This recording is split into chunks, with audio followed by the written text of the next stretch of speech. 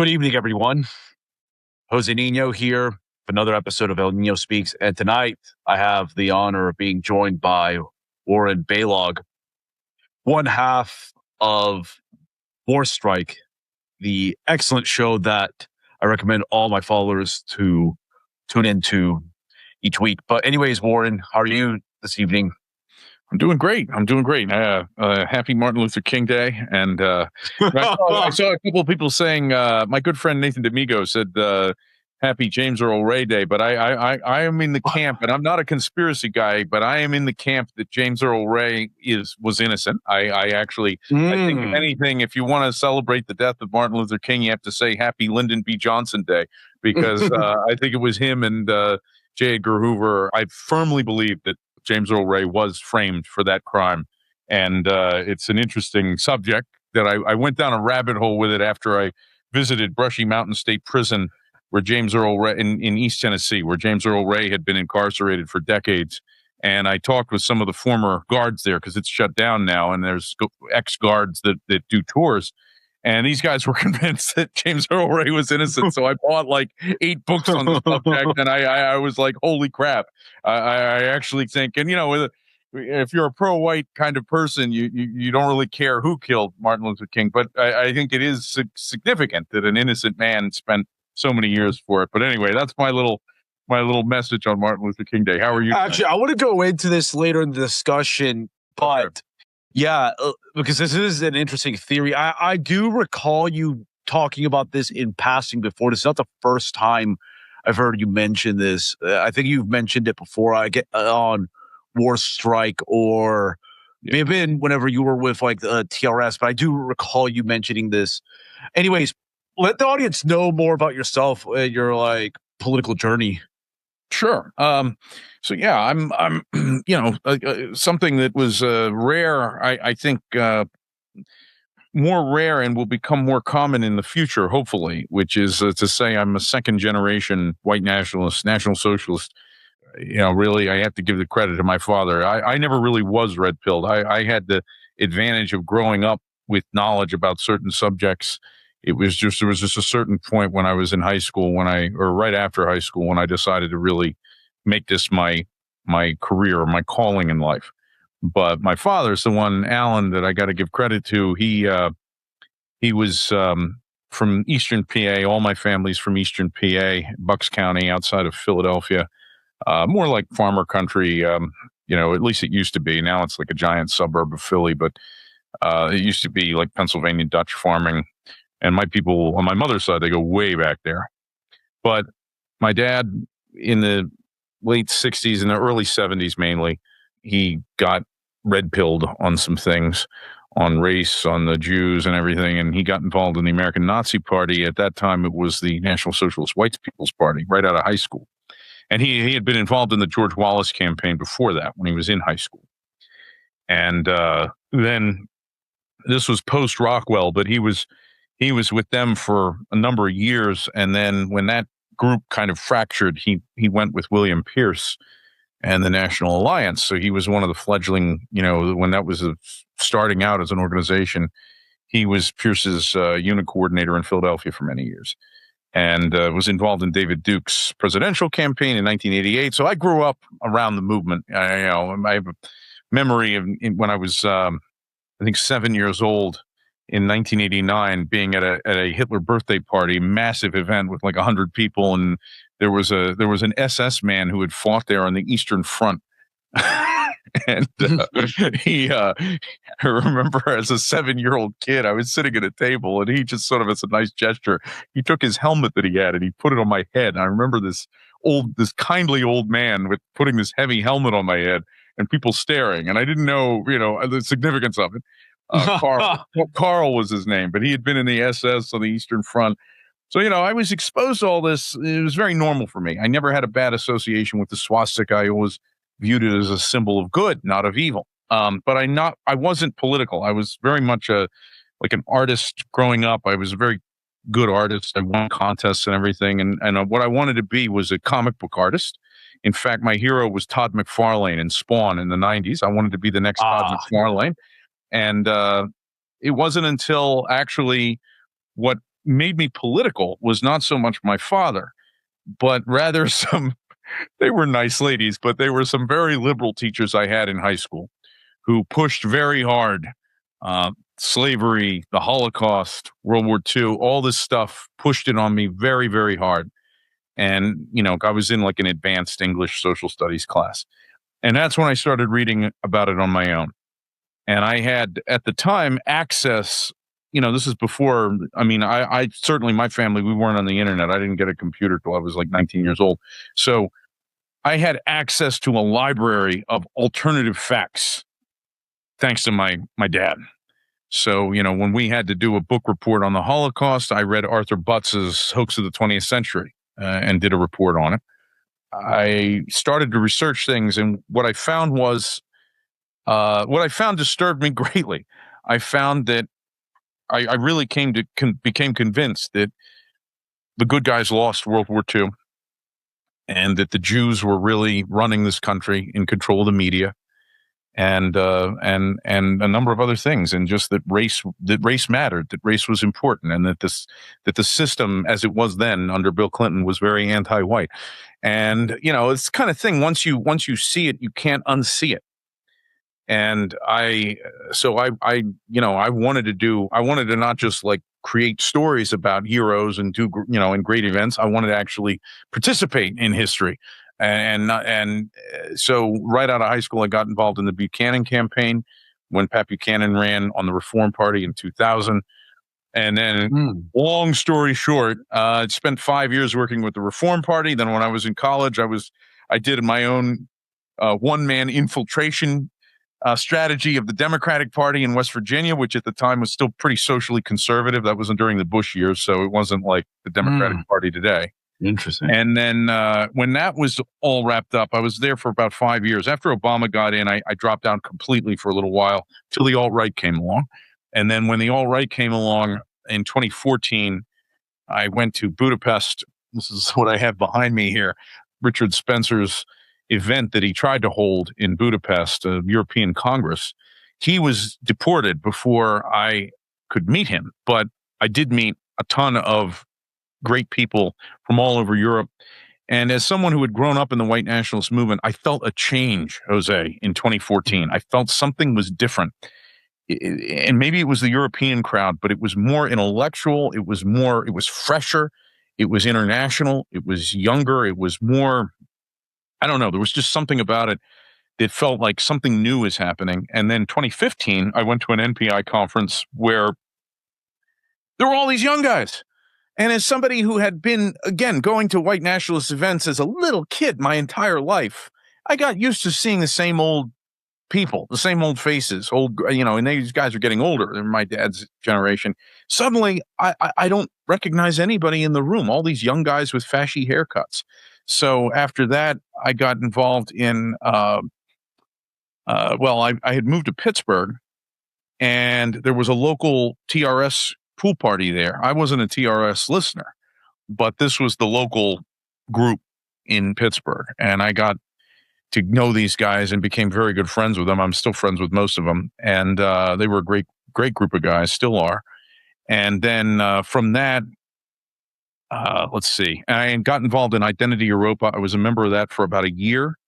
Then helped the guy in New England who started the Mannerbund while it was still around. And out of all the guys that I knew and had met, I came up with the idea. I had wanted to do a third party for years along these lines, and I felt like I finally had the right people in place to launch it. So we held a meeting, me and 6 other guys in around outside of Lancaster, PA, in the summer of 2020 to organize the National Justice Party. And that's when I self-doxed, as part of that effort. And we were going strong there for about 3.5 years, and the usual story, infighting and problems, a lot of Fed harassment. That thing collapsed in the December of 2023. And so since then, I've kind of been, activism-wise, I've been in the political wilderness. But, I still had my show, Modern Politics, I was doing with Emily. And I had done Fashion the Nation before that. I had co-hosted with Jazz Hands. and then I started WarStrike with Stryker, that I wanted to actually do that show. I proposed it to TRS the last year. I said, let me do a show with Stryker, and we'll call it WarStrike. But for various reasons, they didn't want to do it. So when everything ended there in 20, I called Stryker up. I was like, hey, it's over. Why don't you and I do a show? He and I always had a good podcast rapport. He had me on the People's Square before, and it's been an astonishing success, more successful actually than I had hoped for. Yes, But, 100%. Other than that, I'm not doing any activism. I'm not involved in any groups. So right now, I'm just doing that, and kind of minding my family. So that's where I am at this stage of my life. One thing I like about your career track, if you will, in regards to politics, is that you've done the whole entryist route, and that has a parallel to like my journey. But I was in more of like the Republican fold. I was a child of the Ron Paul revolution. But what I'm curious is how were you able to do the whole Democrat infiltration at the time? What was like the way that you were able to blend in with the rest of the apparatus there?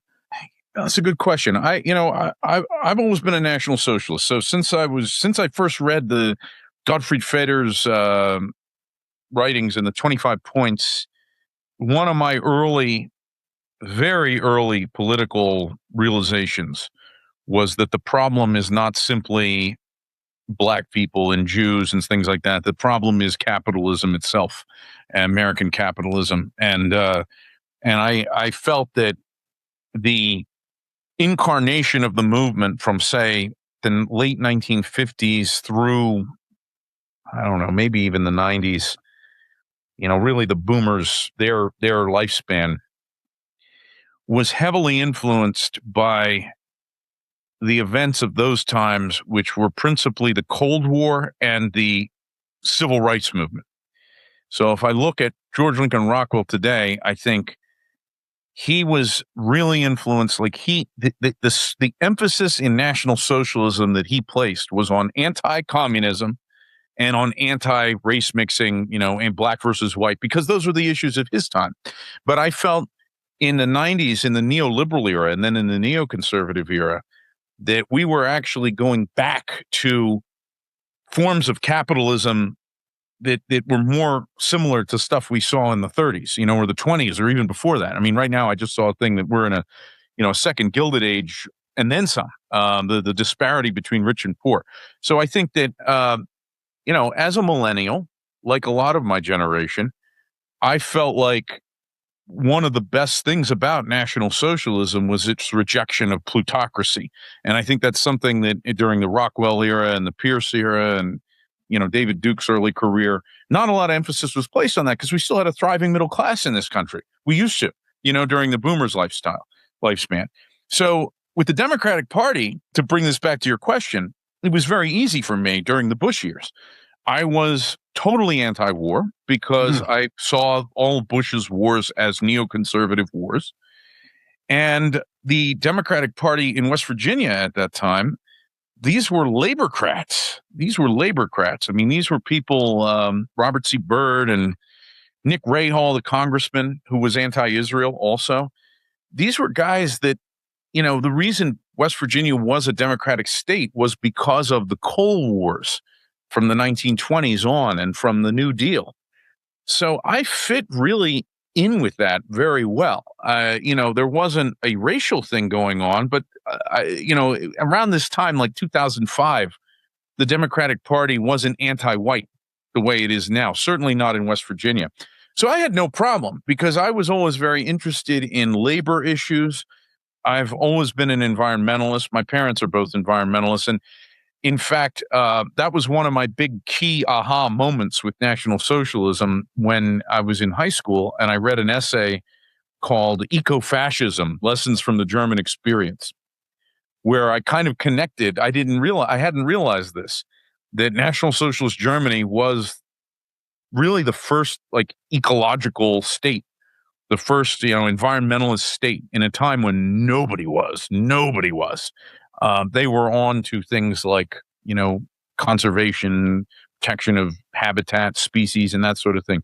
So Yeah, it was seamless. It was really easy for me to fit in with the Democratic Party. Now there was, people have to remember that there wasn't like we have today, hundreds of young guys that are trying to do this. There was the old white nationalist graybeards, and there was me. I didn't know anybody really that was young in the movement, aside from maybe some skinheads somewhere.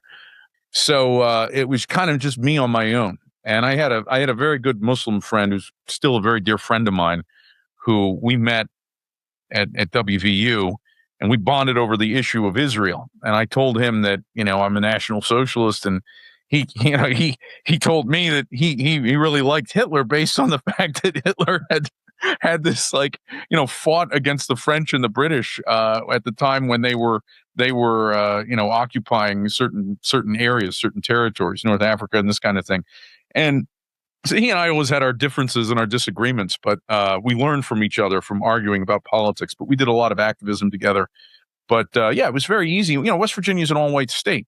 So, I mean, mainly, there were students at WVU who weren't, but it was very easy for me. And Robert C. Byrd was the senator here, was in the KKK. He was a former Klansman. So now he had apologized for it, but that gives you some idea of how, it was easy for me to be anti-white, pro-labor, pro-environment, and the race stuff is just implicit because I'm in West Virginia. So yeah, that's kind of how that happened. What caused you to fall out of democratic activism and move on beyond that? Really simple. I was doing a very good job infiltrating. I was elected president of the Young Democrats at WVU, which had the largest chapter of Young Democrats in the state. And I was very good at recruitment. So we had a very large organization of the college level. And then we were instrumental in helping get the state chairman elected, who then went on to become the head of the National Young Democrats of America. And, I was rubbing shoulders with Joe Manchin and Alan Mullihan, who was a congressman at that time, Nick Rahal, and these various people. It would have been very easy for me to keep going in that direction and to get, an internship with one of these people or become a staffer. I could have done it. But the problem, Jose, was that I found that the further I went, the more I had to hide what I really believed. And I kind of came to the view that I wasn't infiltrating the party so much as the party was infiltrating you. Yeah, in other words, I realized at a certain point that I'm surrounded by people that I don't trust and that I don't really care for. And, the NJP is the first group that I came out under my own name, white nationalist group, that I ever joined. I avoided joining white nationalist groups all throughout my 20s and most of my 30s, or some of my 30s, first half of my 30s, because I had seen the experience of my dad and I grew up in this movement. I saw the white nationalist movement as a fringe thing that attracted a lot of strange guys. Some of them were great. Some of them were the best men I ever met in my life. Saints, guys that go to prison, guys that are willing to make any kind of sacrifice. But then there was always a collection of weirdos and eccentrics and losers, let's just say it. And I was disturbed when I was a teenager at the contrast between Mussolini and Hitler's movements and the other movements of those times, the 30s, which were big popular things that the people embraced, versus these kinds of fringe characters that I saw around, frankly, the Alliance and other groups. And I never wanted to marginalize myself and be out with some fringe group. I thought we got to reach the people, which is why I wanted to always do the political party route, the Reform Party. I was very influenced at the time by Nick Griffith, who was running the BNP. And it was interesting. You had Mark Collette on your show recently to discuss the BNP. And it's fascinating. I messaged him after that interview and I said, I could hear you talk about the BNP all day because it was a huge influence on my life from afar. I was watching what Griffin was doing at that time with the BNP. And I thought, that's what we need in America. We need a modern, not a kooky group, with some kind of strange flag and uniform. We need a suit and tie, national socialist or at least white nationalist political party that can organize and run in elections. So I was very influenced by that. And that's always why I avoided these groups and tried to do the political route. And I only did the Democratic Party because the Reform Party, like third parties do, was a failure. And it was such a failure. I spent many years trying to keep it going, as many other people did. And after that, I was done with third parties, at least till, 20 years later when I started the NJP. So, that's why I was in the Democrats. But I'll tell you the exact moment that it happened. What caused me to do it was the presidential election came along, 2008. Now, I had been president of the Young Dems in 2006. I knew a lot of people in it. And the presidential election comes along, and Dennis Kucinich ran. And I thought, okay, well, how can I square my beliefs with being a Democrat? Well, I can get behind Dennis Kucinich. He's like Ralph Nader, and I loved Ralph Nader. I would have voted for Nader. I actually did vote for Nader in 2004. I would have voted for him in 2000 if Buchanan hadn't run. So I was like, I'll support Dennis Kucinich. He's against the neocons. He's a laborcrat. He's pro-environment. He's anti-war. He's certainly anti-Israel in a non-racial way. And so I said, I'm going to support Dennis Kucinich. And then he dropped out. And then it came down to Hillary Clinton and Barack Obama. Now, I had my views on race, but I also viewed Hillary Clinton as, absolutely the devil. I mean, I saw her as as bad as you get. And people forget that Joe Lieberman was Al Gore's running mate in 2000. Yeah, one of the worst. I mean, so anybody that would say like, oh man, if only Al Gore had won the election. Well, you had a guy as bad or worse on foreign policy than Bush and Cheney running with Al Gore. So Hillary Clinton was, to me, the embodiment of the worst. Like, she's a neoliberal. She is anti-labor. She is pro-corporate. She's pro-Israel. She's a war hawk, as she later proved to be, with Libya and so on. So I reluctantly, in fact, what happened was I got a job offer from the Obama campaign for about 2 weeks. They wanted me to do canvassing in Monongalia County in around Morgantown. And I was good at canvassing because I had done it before, and I needed the money, so I took the job. And for 2 weeks, they were long shifts. They were like 9 a.m. to 9, or no, they were like 8 a.m. to 8 p.m., 12-hour days, 7 days a week. I canvassed for Obama. So I briefly worked for Obama during the primary as a National Socialist.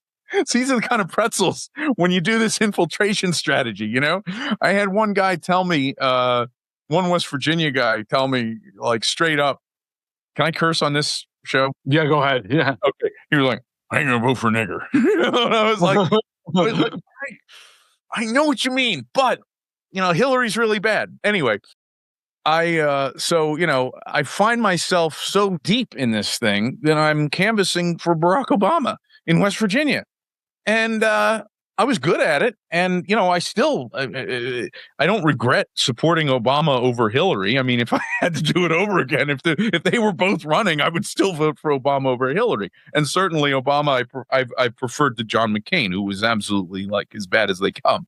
But that whole experience, when Obama finally won in 2008, I realized the limits of the infiltration strategy. I thought, wow, I just achieved total victory. Like, I just infiltrated my way to victory. I mean, I start out, a National Socialist, but then I'll support the paleocon Buchanan. And then he, that doesn't work out. Well, I'll do the Reform Party. Well, that doesn't work out. Well, I'll join the Democrats. Well, okay, Robert C. Byrd, that's good. He was ex-KKK. Okay, but now it's presidential time. Okay, well, I'll adjust a little more. I'll support Dennis Kucinich, even though he's kind of a shit lib on social issues, but I can make that compromise. I'll support him. Then it's Hillary, Obama. Okay, well, Obama, I prefer to Hillary. I'll get behind him. Hope and change. Maybe he'll be better. It's something different, maybe. And then, okay, well, it's Obama versus McCain. Well, McCain's a total warmonger neocon. He's going to take us to war with Iran. I'll vote for Obama. Then it's like, oh my God, I did it. I achieved total victory. I won. We're in power now, And I remember Obama, the very first, as soon as he won the election, Jose, his first announcement, I think the day after, was he named Rahm Emanuel his chief of staff. Rahm Emanuel, who is the son of a member of the Irgun, literal Israeli terrorists. And his son, Ari. I didn't know about Ari Emanuel at the time. But I mean, I just realized, like, what the fuck am I doing? I'm a National Socialist, and not only am I in the Democratic Party supporting a black guy for president, which, under certain circumstances, that's, it's not the end of the world. I mean, I still think Obama was better than Bill Clinton. But, the problem with Obama was not so much that he was black, just that he was another George Bush. I mean, he was another neoliberal, just like Trump. It's all the same. It's all the same. He's just another neoliberal warmonger. Libya, everything that he did, the healthcare stuff. We didn't even get the socialist stuff that you wanted with Obama. You figure, okay, well, he's going to be no good on race, but at least we'll get like socialized medicine. Nope. Corporate interests win, insurers. So Yeah. that was the end of it. Like by 2010, I was just, fuck this. I mean, like, what am I doing? Like, it's infiltrating me. I'm not infiltrating it. And I just kind of drifted away after that for till the alt-right, really. It's interesting because at that time, I was in the 9/11 Truth movement, and I saw firsthand how Obama, similar to Trump, really brain broke a lot of people in the 9/11 Truth movement, thinking this guy seems anti-war and he could be malleable to our pressure, and we can eventually get like a 9/11 an actual commission to get to the truth of the matter. But it never came to pass. I saw fissures happen within some people in like my immediate circle because I was like living in Austin at the time. I was at UT Austin during the Obama years. And I do see those parallels. Were you on the Trump train at any time? My first memory of Donald Trump, and I made a Substack post about this, was when I saw him on Meet the Press. I had never heard of the man before. And I think it was January of the year 2000, he went on Meet the Press to talk about the fact that he was also interested in running for the nomination of the Reform Party. And he came on and specifically about Pat Buchanan, who I was backing, said, I have the quote memorized. I've said it so many times and I've played it so many times. He said, well, he's a Hitler lover. I guess he's an anti-Semite. He doesn't like the blacks. He doesn't like the gays. He says, I just can't imagine why anyone would support him. He says he's going to get a really far right wacko vote. He says, I'm not even sure it's right. It's just a wacko vote. And I instantly hated this man. I thought, who the hell is this pompous? He reminded me of, Richie Rich, the character Richie Rich. I thought, who is this Richie Rich? He's pursing his lips. He thinks he's God's gift to women. This like spoiled millionaire playboy. I thought, who the hell is this guy? And he's attacking Buchanan so I hated that man. I hated Donald Trump on a visceral level. And by the way, we beat him. Like, he didn't stand a chance at taking the Reform Party nomination. He had to drop out because the Buchanan brigades were very well organized. James Edwards, the political cesspool. Yes. I gave you were just on his show. You did great, by the way. Thank you. I spoke at a conference of his where I gave a whole breakdown on how I feel like the Buchanan campaign was what gave Trump the idea to pivot to white nationalism, because all his money, all his influence, all his celebrity, he didn't stand a chance against the Buchanan brigades, who were motivated, hardcore, ideological, populist, nationalist people, good people for the most part. And I think Trump filed that away because he's a very good mind for picking up like an undervalued property, at a steal. He has an eye for that. And I think he got the idea then to pitch, when he goes to run for president, pitch to this group that's out there, this potential, Pitchfork Pat, they called him, the potential, angry white nationalist populists out there, because if he just throws them some red meat, they'll literally take a bullet for him. I mean, they'll go to the ends of the earth for him. But I hated Trump completely all the way up until 2015. The first person I saw talking about Trump with some interest was Andrew Anglin on the Daily Stormer. And I remember thinking, that guy, Donald Trump, that guy with the Hitler lover stuff, that's like the worst thing ever. And, I slowly persuaded myself the same way I talked myself into voting for Obama. I talked myself again into and I never was involved with the campaign. I actually campaigned harder for Obama than I did for Trump. I was over that. I knew what that's like, getting behind it. And I saw him as, I was a little more clear-eyed, and I saw him as, okay, he's shitty in a lot of ways, and I don't like him, but what the hell? He's talking about immigration. He's talking about this and that. So I was excited for his 2016 campaign, sure, and I did vote for him, although I didn't campaign for him. But by the time he did the strike on Syria in what was it, January of 2017? Yeah, it was a turning point for me. Yeah, I was already like, okay, just another, because of what had happened with Obama and Rahm Emanuel. It's like no matter what we do, we get Israeli terrorists controlling the White House. Hope and change. Make America great again, whatever slogan, whatever, black, white, whatever the hell they are. It's just Israeli terrorists controlling the White House. So it didn't take me long. I never really went through like a crash with Donald Trump. It was more just, okay, tactically, I'm going to make the choice to vote for this guy. Maybe he isn't as bad as I remember. And then, of course, he turns out to be 10 times worse. Yeah, I always had because I had like a brief stint as a grassroots lobbyist, more like the Second Amendment fold. So I always viewed politicians as vehicles at best, and I never had like an attachment whatsoever. And when that politician no longer served their purpose for like advancing what I wanted, especially with Trump on like the foreign policy stuff and also immigration as well, because he has not really delivered the goods on that. I just said, screw it. And I never really had much of an attachment. Some people, though, have really, and this is, I think, in my opinion, is a product of how good of a marketer Trump is, because he's able to really emotionally capture people and make them take leave of all their freaking senses and suspend any like rational thought. That's like testament to really good marketing, copywriting skills, and all of that. And as somebody who I had a stint as well as a copywriter, I learned to appreciate that about Trump. But once you are able to peel back all the bells and whistles and just actually look at the substance, it's just he's the Judeo-accelerationist presidency, as I long argued.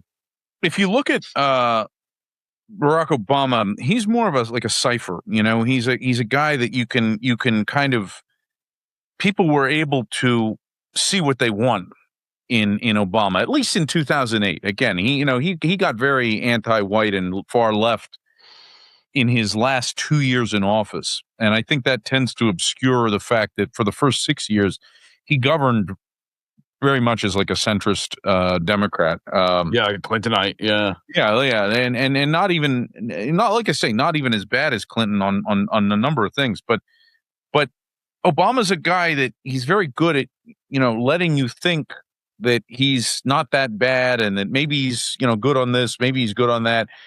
He kind of reminds me of J.D. Vance. They actually have a very similar life story. As far as like J.D., they both have like a messed up relationship with their father that they've incorporated into their life story, and with their book, they have the book that they release, in Dreams of My Father or Hillbilly Elegy. And then they both have a like really quick jump from Senate to presidency or vice presidency in JD's case. Trump, on the other hand, is a con man. And I mean, in the classic sense of a con man, a confidence man. Like, yes, able to, I mean, when you think what con man means, confidence, he is able to make you believe him or make you trust him. And he is such an entertaining character, to watch. I hate him so much now that I don't really laugh at his jokes anymore. But for a long time there was a period where I still was, I've told this story before, Jose, but I saw him one time. This was long after I was burned out on Trump. I saw him in front of this group with this, it was some local state. And I saw him play this audience, and it was like a stand-up comedian. I've never in my life seen a presidential candidate or a president interact with an audience the way he did. He had them going so much, and he was talking about this woman that he says, and I hope, you run her out of office in this state. And he's like, should we mention her name? And the audience, and he says, no, I won't mention her name. He says, I won't mention her name. He says, but I do have I did come up with a nickname for her. And the audience, everybody's getting excited. He says, should I say it? He says, no, I shouldn't say it. And they all, he says, should I?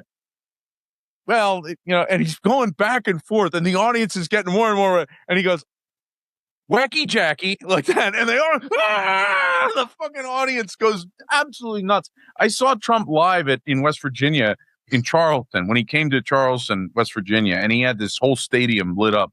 I've never seen anything like it. He put on a coal miner's hat, which is like so ridiculous. This guy, this New York real estate guy, puts on a, and there's a McDonald's stripe through too. Yeah, well, Trump is interesting because he won West Virginia by wider margins than any other state, if I'm not mistaken. He won West Virginia. He carried, and West Virginia, again, as recently as 2000, Bush, West Virginia was an all-Democrat state. I mean, you could not get elected in West Virginia unless you were a Democrat, which is another reason why I got involved in the Democratic Party here, because they were the only party, really. I mean, West Virginia was like a uniparty state. West Virginia has flipped from Dems to Republican in 25 years because of the anti-white policies of the Democratic Party. But Trump, it's interesting because Trump was able to come to West Virginians in a way that if you come to, and this is, I think, true of Appalachians and sort of Scotch-Irish Appalachians in particular, you can't patronize them. You can't come to them and pretend you're one of them. You can't like, put on a Southern twang and try to act like you hunt and you do this and you do that. That's these people are going to find that obnoxious. You got to just be real, and you got to be a man, and that's what Trump was good at projecting. He's not trying to hide the fact that he's a millionaire from Queens, billionaire from Queens, that he has nothing in common with an Appalachian white, but he had just like this attitude and this humor that they like and that they found, and that's very much like a confidence man. I mean, it's just a born salesman, and I did sales professionally most of my career. I went to school for marketing. So I know salesmen. I did New York sales for a while. I was on Long Island with a bunch of fucking Jews and like super salesmen. I mean, these guys could sell, refrigerators to the Eskimos. So, I really, it takes one to know one. Trump is a born salesman, but man, there's a black evil soul at the heart of it, or no soul at all. I don't know. Yeah, I mean, I'm really looking forward to this second term of his presidency to end as quick as possible, because too many people over the years that I otherwise respected or I thought were like high IQ people, like in politics, have just really let their brains fall out, because it's like, man, look at the actual deliverables, the actions, stop falling for the part. Again, I'm sorry to be crude, but I say he grabs them by the pussy. This is my phrase. Trump grabs them by the pussy, and they feel that thrill. I won't name names. On my show, I'll start calling them out. But there's certain people that Trump grabs them by the pussy, and they go, and they melt. And I saw this happen when he did the state of orgasmic bliss. Yeah, well, when these people that were totally 100% no better. And when that assassination attempt happened, and Lord, to his credit, Trump he's a born showman. So yes. He's the kind of guy that a moment like that. I mean, they say that John Wilkes Booth, when he shot Lincoln and he jumped down from the balcony, he took a bow. That he's an actor, he's a showman. Trump is like Ringling Brothers. So if a guy shoots him, like his first thought is get down. His second thought is, hey, this is a great moment to, mog the cameras, and he did it. But the amount of people that lost their minds because he grabbed them by the pussy. And then the same thing happened with the McDonald's. Trump in a French fry, serving French fries to people, and people that for like almost 8 years now know who this guy is and what he is. And that's why I say he just grabs them by the pussy and they melt. And they were like, oh, my God, he's my president. And it was amazing, too, because when I'll just finish with this. When Joe and I started WarStrike, and Trump won, I was kind of, I felt like ill because I remembered 2018 and I thought, oh my God, all right, now, we're going to have to spend the next 4 years of this show complaining about Trump, pointing out all the ways Trump is a Jew shill, and we're going to have to fight the whole movement on it. And I saw, because I remembered having to do that in 2018 was the worst. That was the worst year. By 2019, I think once he had the Holocaust survivor, they sung happy birthday to the Holocaust survivor. I think his State of the Union address in early 2019, a lot of the movement by that time, Ed, was just like, okay. But I thought we'd have to be fighting the whole movement and just A-logging Trump for the next 4 years, and it would get really boring. Well, what happened was Trump was so bad that by the first 6 months, by the time he was attacking Iran, the 12-day war, I felt like pretty much the whole movement was with us now again. I mean, they woke up again. They came to their senses. But there's been a backsliding since then, I think. Since the summer of last year, there's been a backsliding where a lot of people who know better are still finding excuses to support Trump. And I totally agree with you. This has retarded the whole discussion. This 10-year period of Donald Trump, there's been some good, but in some ways, I think the good that has come would have happened anyway just because of the deteriorating conditions in this country, the demographic conditions, the Israeli wars. The red pilling of people was accelerating under Biden. It wasn't, Trump wasn't in office. So I don't credit Trump with the sort of mass awakening that's happening right now. Mm-hmm. I think he's a symptom of it, or an opportunist who has benefited from it, rather than a cause of it. But I want this period to be over and for us to move on, because we need to. It's retarding the conversation. In your NS journey, were you always pro-Palestinian? Yes, absolutely. And that's something that I'd like to point out. You can talk to Martin Kerr, who is a great guy who runs the New Order, which is an organization that it's like an esoteric Hitlerist organization, but they are the direct successor organization to the original American Nazi Party founded by George Lincoln Rockwell. So it was first it was Rockwell, then it was Matt Cale who took over, and then it went to Martin Kerr. And Martin's a good friend of mine and an old comrade of my dad's. And I asked him for some material on this when I did a series of episodes with Emily on modern politics about National Socialists supporting the Palestinians. And he sent me some material that this is something that the American Nazi Party used to advocate for way back. I mean, I'm talking like the 60s and the 70s. And then, I came to find out that Hitler was very close to Amin al-Husseini, and, who was the leader of the Palestinians in his time. And there's quotes of speeches where he's speaking out on this issue. So the Palestinians have always been championed by, I would say, white nationalists more broadly, but especially by National Socialists. And there's like a tradition of this going back to the Third Reich. Now, with that said, I feel like this started to change in some circles around the 2010s, when the Muslim migration to Europe really became, catastrophic. And like 2014 and 2015, when they were just, the migrants were swamping it. That's when this became this thing where, oh, you're a simp for you're a simp for Muslims if you side with the Palestinians. But I made actually a 3-part thing on modern politics. It's still up on Odyssey. I did this like 5 years ago. Documenting how the whole history of National Socialism was always radically pro-Palestinian, in favor, starting with Hitler all the way through. And I'm very proud of my consistency on that. In fact, during the Bush years, whenever I would go to an anti-war rally against the Iraq War, I would always seek out the Palestinian contingent. There would always be a group of people with Palestinian flags, and they were almost always Arabs, and they were totally J-woke completely, because those people get it, Yeah. So, and that's been a battle, Jose. I mean, because you get these people that are like, oh, you're simping for Palestinians. It's been a constant battle to keep this movement on track. But I think October 7th and the aftermath has I mean, what are you going to be anti-Palestinian when literally everyone else supports them at this point? Everybody.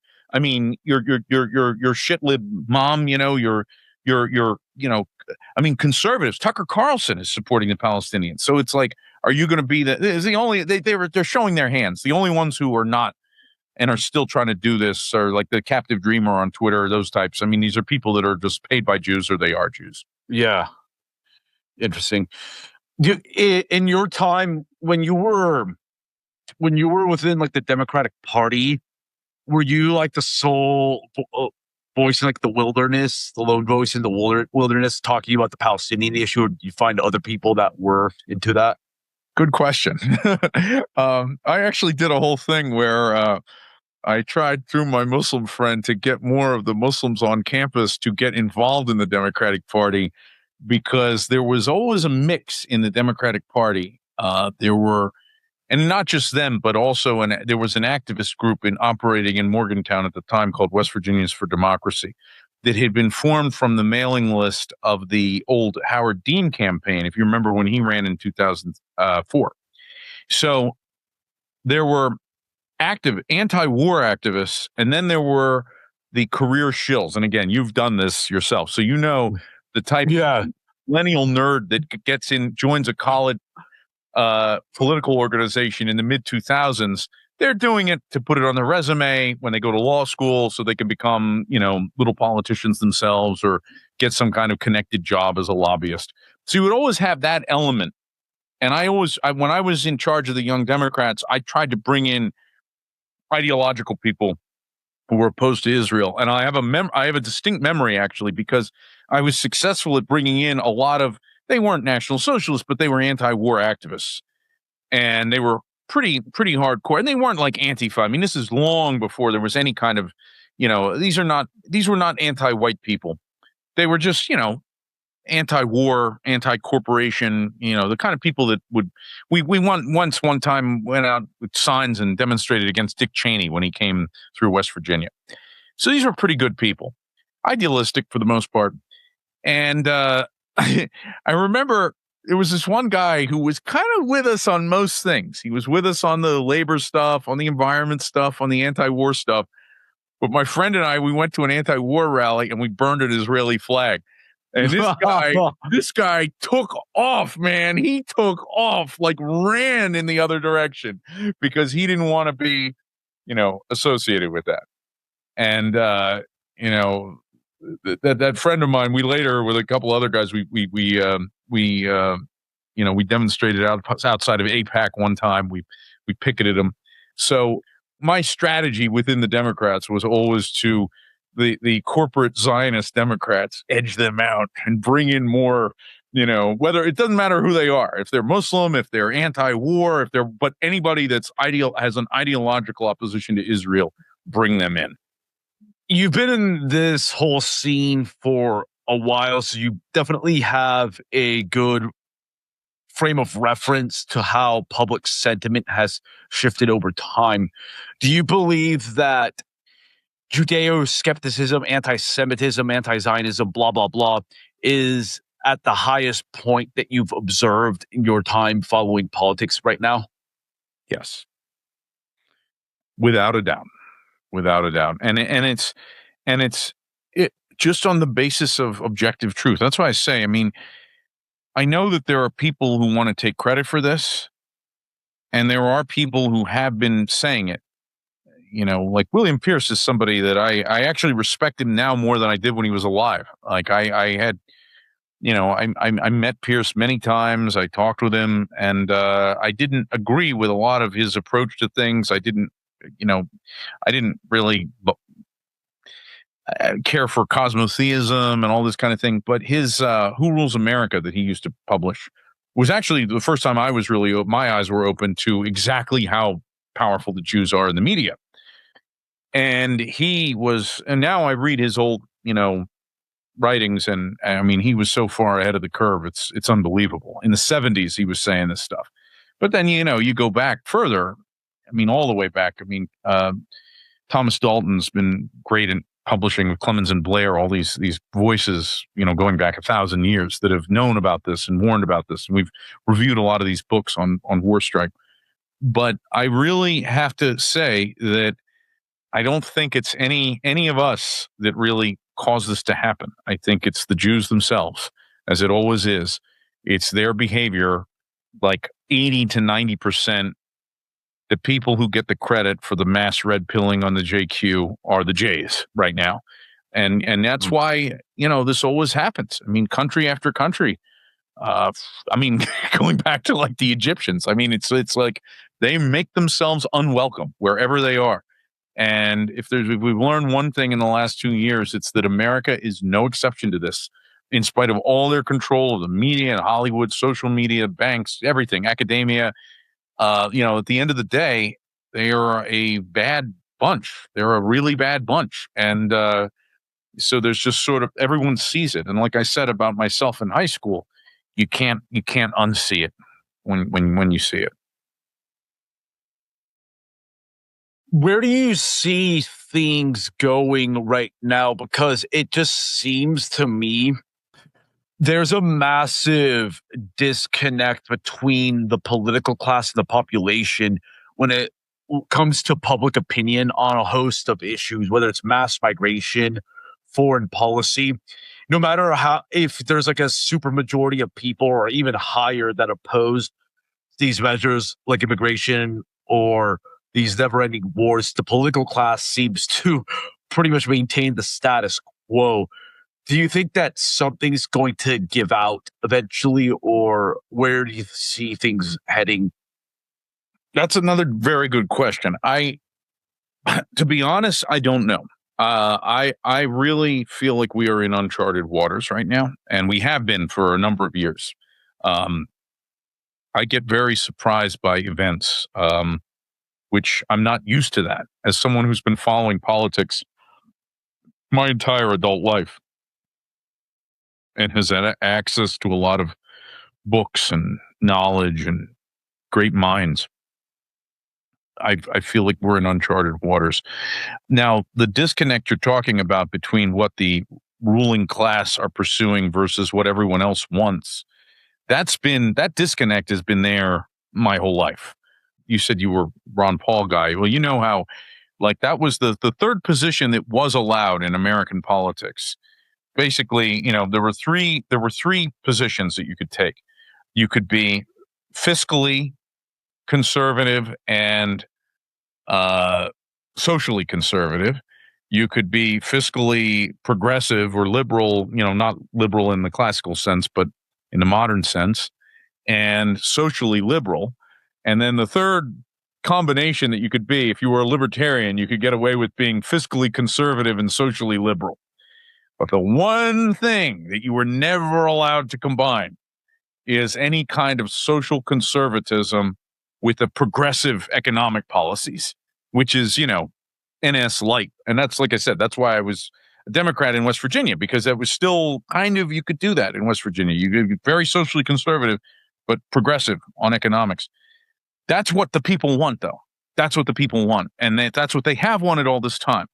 Now, I think what's changed is since the 80s or the 90s, or even the early 2000s, the contradictions of this system, the disparities of it, are becoming so extreme.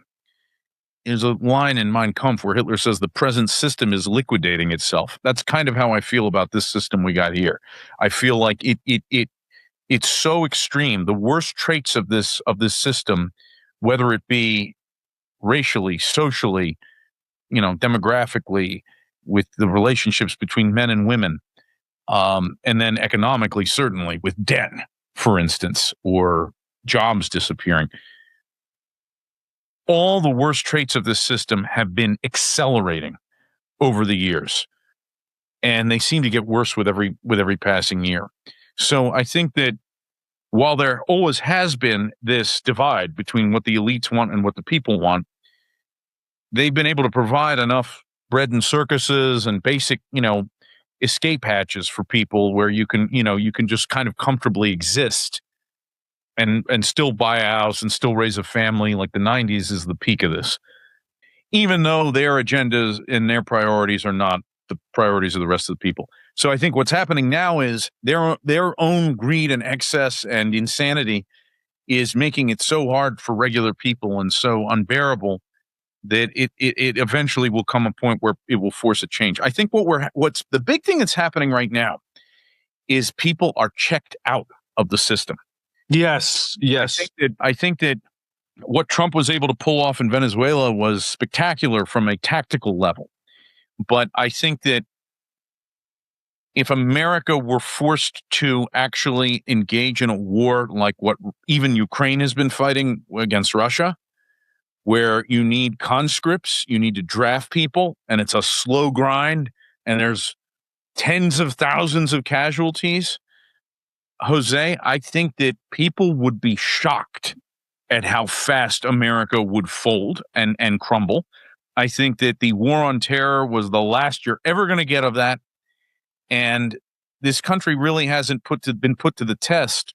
And that wasn't a draft. I think if it was put to the test militarily in any way close to that, I mean, it could be the end of the American system. I mean, it would be that serious. Like, it would be a catastrophic failure of the American system. So it's not so much that people are ready to march in the streets with pitchforks and organize. The society is too fragmented. It's too atomized.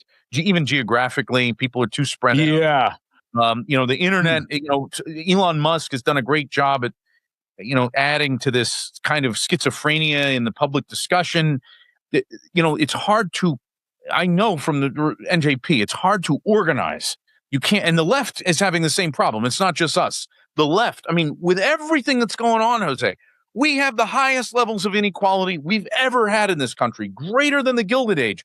Where is the big socialist movement should be out there? There should at least, I mean, I get why there's not a racialist movement. This country's like half non-white now. Yeah, it's a Tower of Babel. Yeah, but where is the big, I mean, there was a communist party and a socialist party in America the last time we were at this level of DSA. What happened to the Democratic Socialists of America? I mean, I guess they're still around. They were defunded after October 7th, but there is no real organized resistance to this, even in a deracinated leftist camp.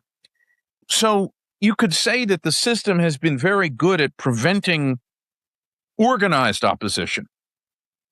But what's happened is, I think Americans are quiet quitting America. Americans are quiet quitting America. They are checked out.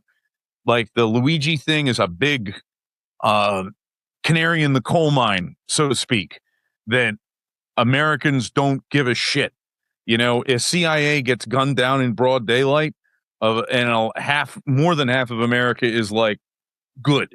That's not really a revolutionary moment. But it's a moment where if the system is put to some kind of a hard test where they need to mobilize people like a World War II or far less than that, like what's happening in Russia and Ukraine, this country will fail the test big time. So it's kind of a passive checking out of the system. Very similar. I have to give Stryker credit for this. He's compared it to late stage Soviet Union, and I think that's where we're at. I think we are at this country is not going to be overthrown like Lenin did to the Tsar. This country is the empire will at some point just, the way the Soviet Union broke apart. I think that could happen in our lifetime. Yeah, that's what I'm thinking as well. That it's not going to be this Hollywood collapse, this mayhem ensuing and all of that. It's not going to be like a spectacular collapse. It's going to go out with a whimper, more or less.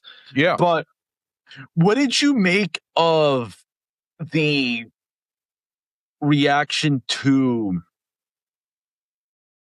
the capture of Nicolas Maduro in like Venezuela? Because that's still an event that I'm kind of in a continuous state of shock after that. It's just so surreal, the whole special force aesthetic to it, and the fact that they still kept the regime intact, and then the response to it from a lot of people kind of brought like a little bit of life to the Pan Judah, which was already on the ropes. But what were your initial thoughts after that?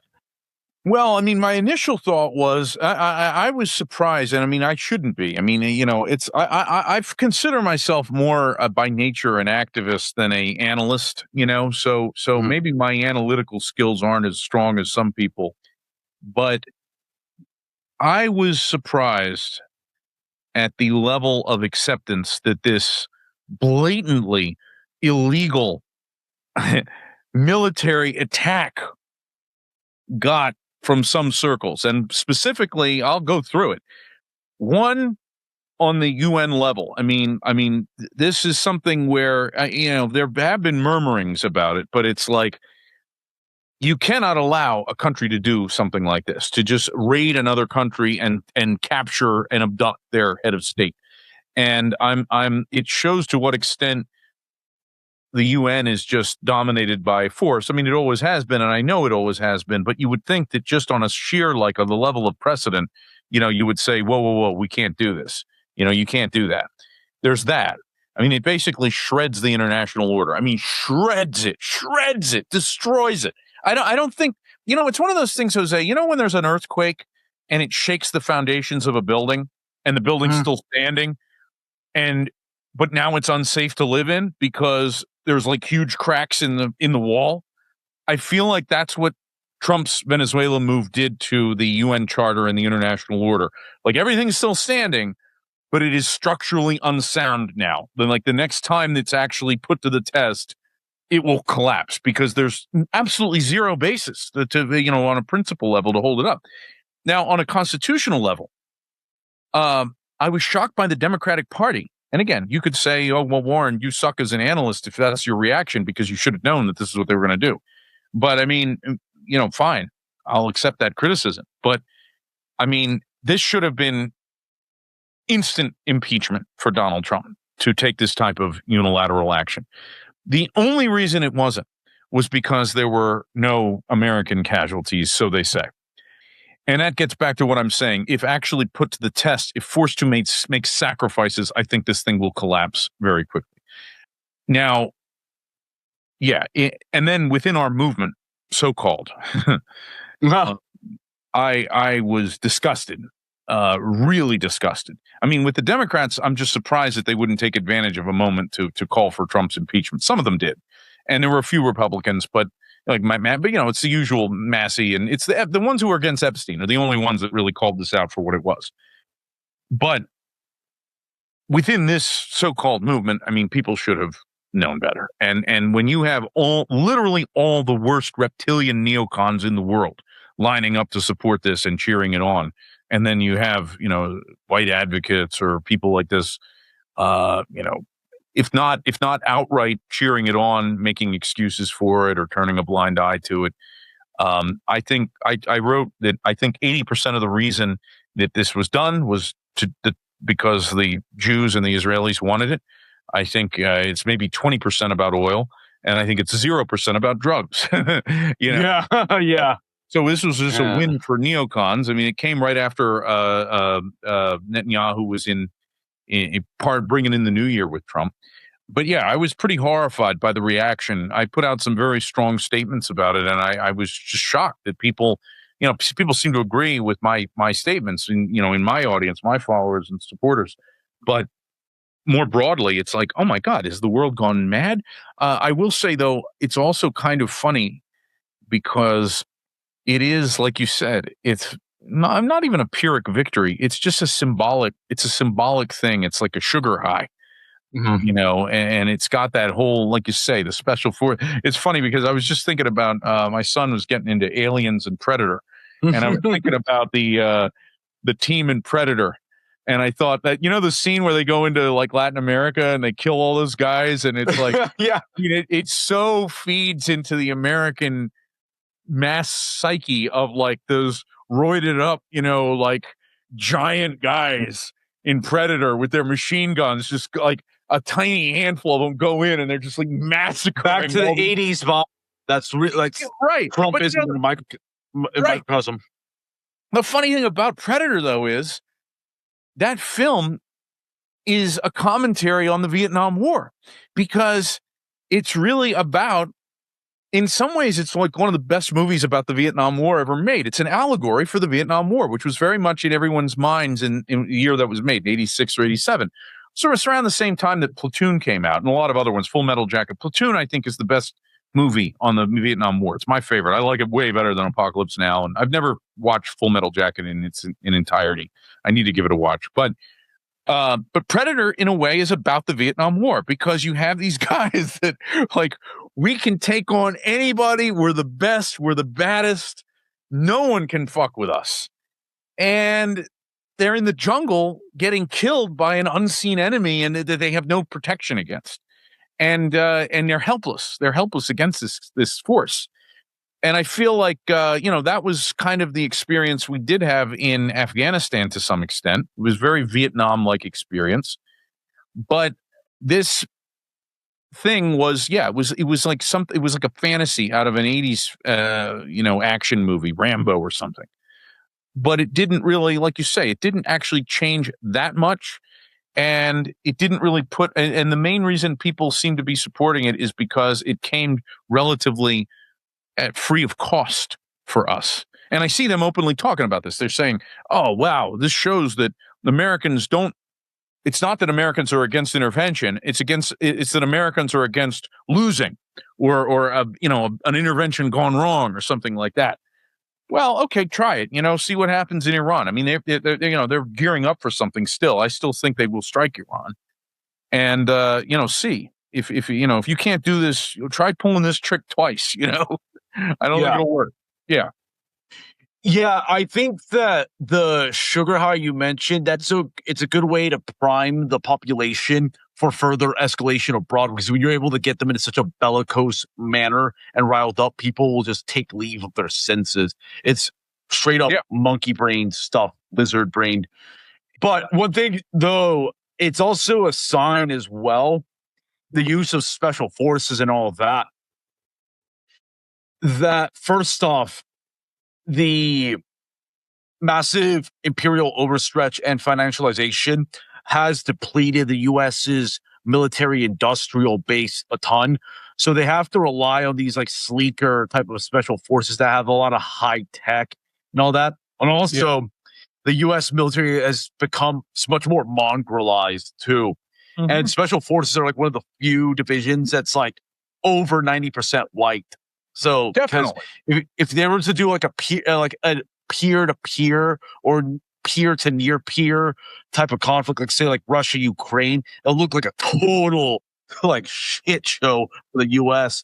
And that's why they're going to be relying on those type of people, and even just straight up like using cell swords and mercenaries and other proc and all that, because that's like how degraded the United States has become.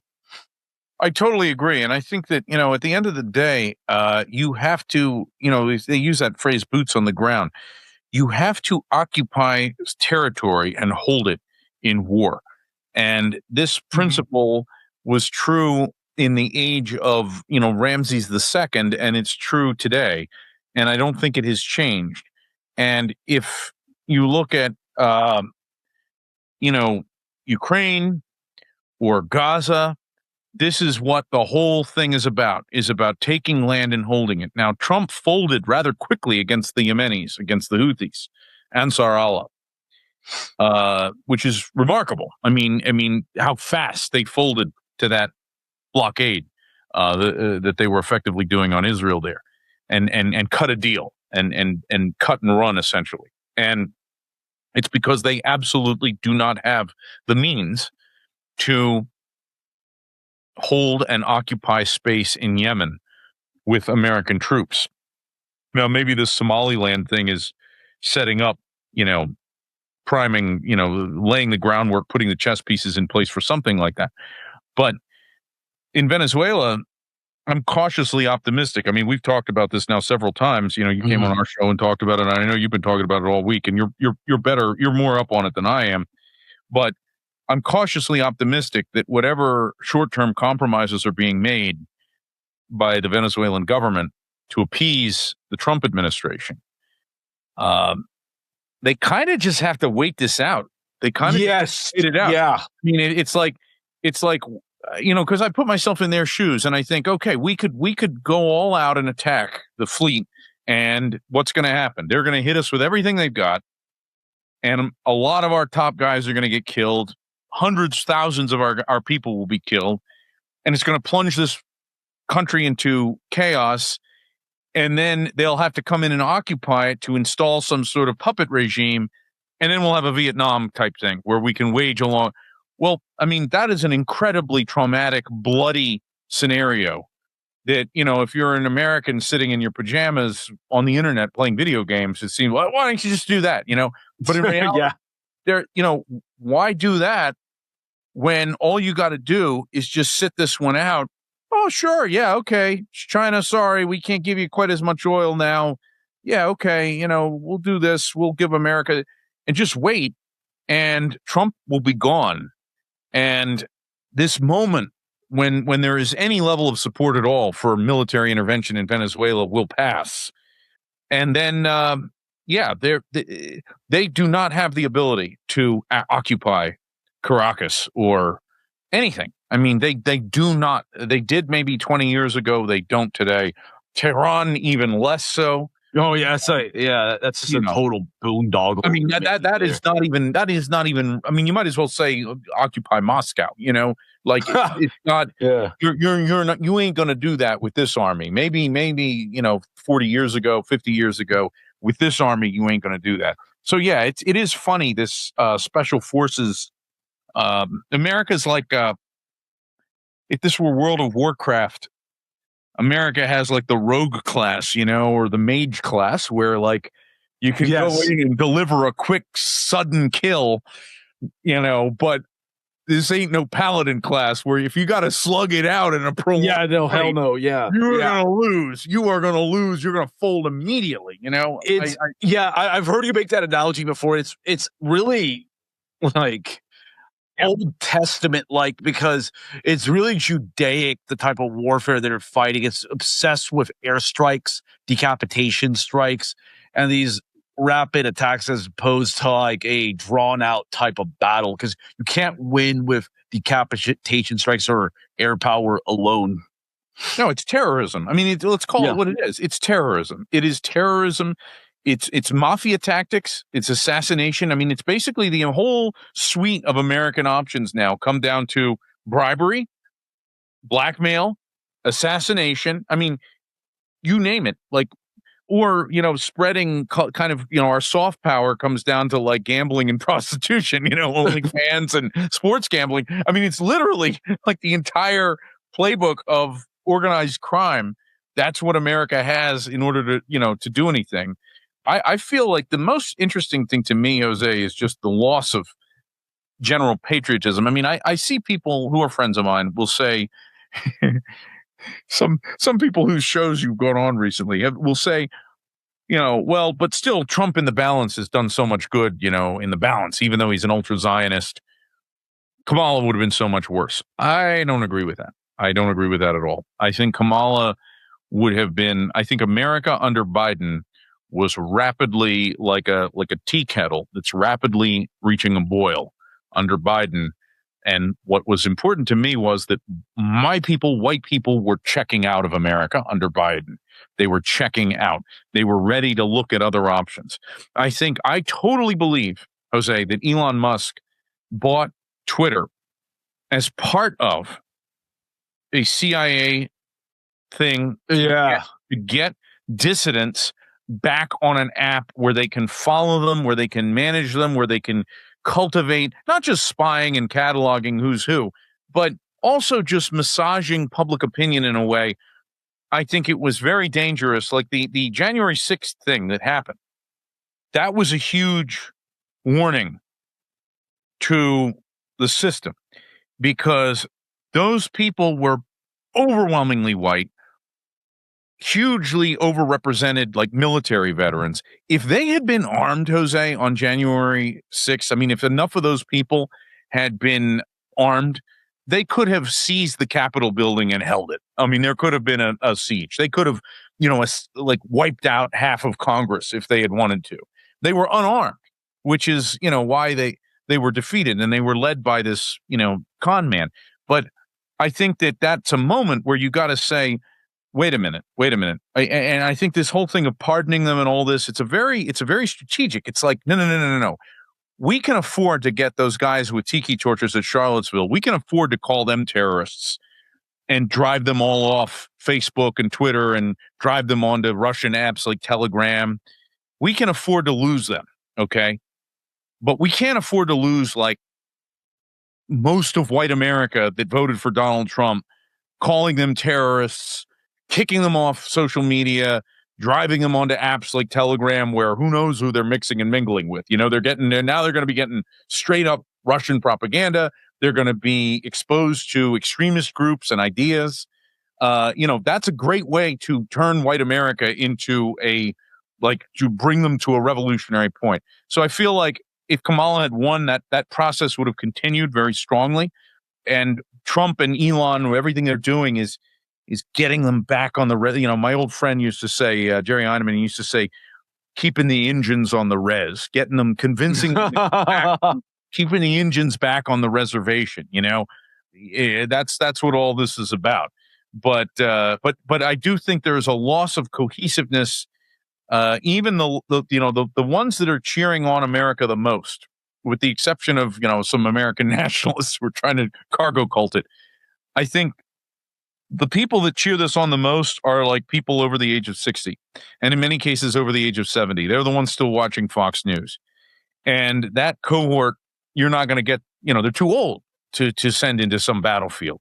The Zoomers, I mean, people could criticize Zoomers all day long, but one thing I'll say for Zoomers is, unlike my generation who enlisted, the millennials, a lot of them enlisted after 9/11. I think if 9/11 happened again today, there'd be all kinds of people that would put out American flags and have pins. But when it came time to enlist, the numbers would be very low, very, very, very low. So that loss of sense of American identity is very real. It's happening. It will continue to happen. And ultimately, it's a very good thing. It needs to happen because, what the entity that is the United States is not helping anyone's interests except like the Adelsons. Well, I think this is a good spot to wrap things up, Warren. But again, thank you so much for taking the time out of your day to have this discussion. But before we go, man, where can my audience follow your latest work? Well, first of all, thanks for having me on, and I still owe you another 3 hours because you came on our show for 4 hours, I think, the other day. So no problem at all. And it's an honor to be on with you, Jose. As I said this before, I'm sure your audience appreciates how great your analysis has been. Right on the money, some of the best work out there that you're doing, and I wish you all the best and keep on. And anytime you want to have me come on your show, I'm always willing and welcome to do it. With that said, I am on Substack. You can find me just Warren Balogh on Substack. My Telegram channel. What is my main Telegram channel? You can post it in your thing. My main Telegram channel is t.me/Warren Balogh 88. And I share everything on there. From there, I post links to WarStrike. WarStrike can be found on Odyssey, Rumble. We do the shows live on YouTube, but then we remove them so that we don't get in trouble with YouTube censorship. We have started streaming to Twitter, and there is a WarStrike Twitter where you can find them. That's WarStrike88 is the WarStrike Twitter, x.com/WarStrike88. But my Substack, if you want to support me and my work directly, Substack is the best place to do it. People can subscribe to my Substack. I encourage everybody to subscribe to yours. Also, my archive of modern politics that I did with Emily for 4 years there is still on Odyssey, so people can still access that. And I'm going to actually, sometime this year, I'm going to upload all my speeches that I gave to the NJP because they were scattered around the internet. I put a lot of thought and work into writing each one of those, and I made them all with a message that would not just be for the immediate audience of the NJP, but for the future. And there's some of my best works that I want to get. I'll probably just create my own personal channel on one of these streaming websites and upload them all. But yeah, Substack's best place to find me, or Telegram. All right. Again, thank you. Really appreciate your insights, Warren. You and Stryker have a fantastic show and are a good cleanse for the mind, especially these days when you have a ton of crap content and slop just dominating discourse. But anyways, man, thank you. And to the audience, thank you for tuning in. And with that, El Nino has spoken.